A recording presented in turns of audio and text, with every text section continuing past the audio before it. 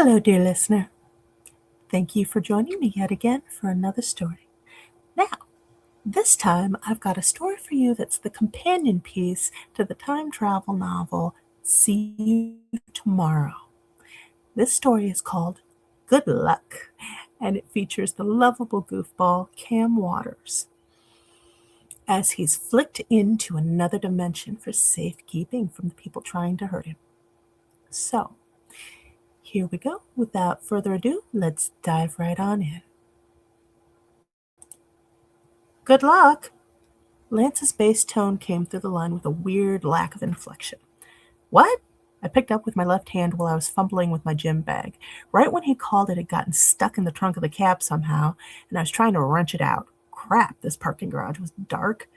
I was hoping for good news about our boss. Instead, I felt a weird shiver, and then it was almost like I'd touched a power cable. Then I blacked out. I came to feeling like a fried egg. My brain bounced back first, and I tried to roll over. Kirk! Operative word, tried. Every muscle in my body was stiff as hell. What the hell had happened to me, and why did I smell smoke?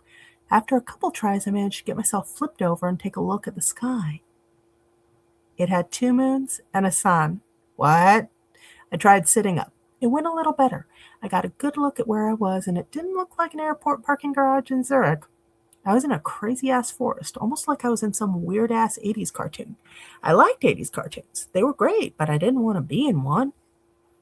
Putting my hands down to push off the ground told me where the smoke smell was coming from.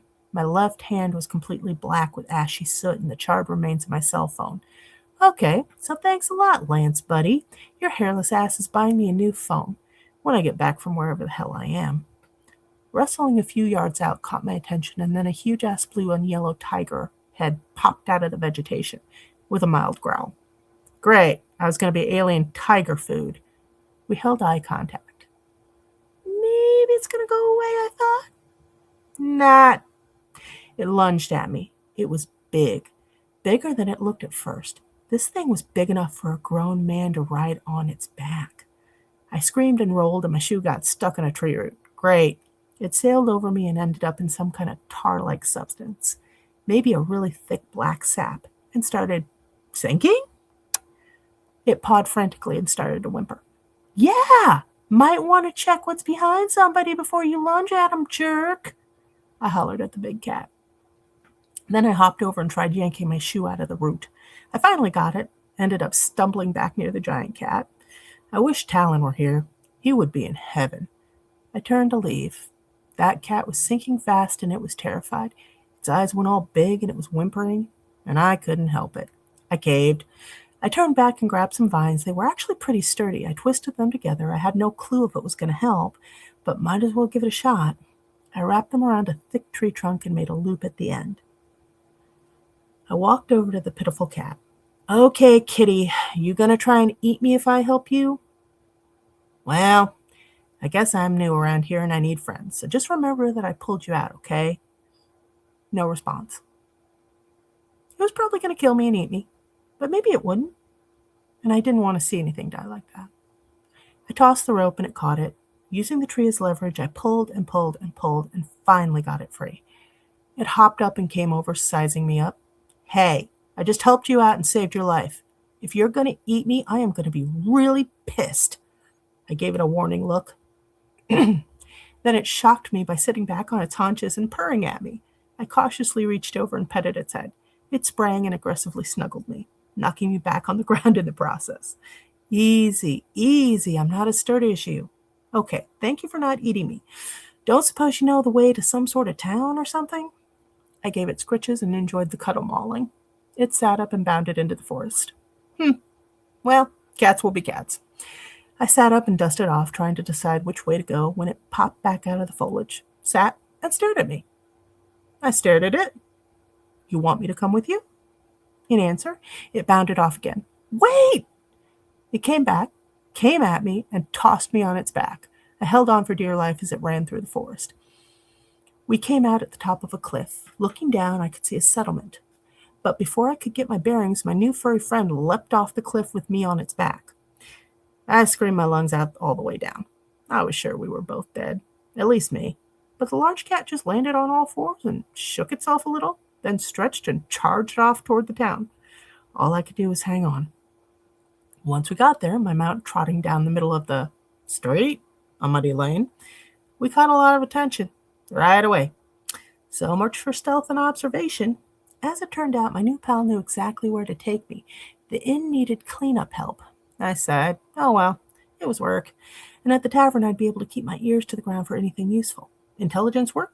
Just with a mop. And now for Ethrie's point of view. I teleported into my quarters, my magic painting the walls with purple light. I tore off my helm and threw it hard against the door, then sank down on the stool by my casting station. My head fell to the back of my hand, and I wept bitter tears. Kellen, the ruling sorcerer of this nightmare corner of Einrite. We had started on the streets of this world together, but now he had decided that my contributions were nothing, that he had done this all on his own. I had thought that we would be together in both conquest and in love. Kellen had no interest but his own. And now that we had claimed the singing stone from the caves of Velia, the prize of the Sorna kingdom and one of the ancient wells of magical power, through my hard work and strategy, no less, Kellen decided to drink it all himself. He graciously offered to loan me some when he needed me to be at my best, to be withdrawn the moment I was no longer needed. When I held him accountable for his promise to share it, he called me useless, unworthy of him, that I had held him back, climbed to what meager power I had by riding his coattails. I laughed through my tears. When I met him, he was eating rodents under a sewer drain to survive. I had taught him what I knew of magic gradually. I had intended to part ways with him. We were children, but I wanted no part of his life. It was he who had begged me to stay, said he couldn't live without me, told me his sad story. I had given in and stayed by his side. Eventually, I fell in love with him and thought that he loved me too. But no, he only loved himself. Everyone else he just used. I was angry and I wanted him to pay. But I also remembered that little boy who had cried and clung to me when I tried to leave. Well, I would just leave then. Our time should have ended a long time ago. I would take what was mine and I would go. My scrying orb lit up and began showing me images. A man falling into our world from another. Now why would it show me this traveler? He seemed smart, but I held no interest in... No, okay.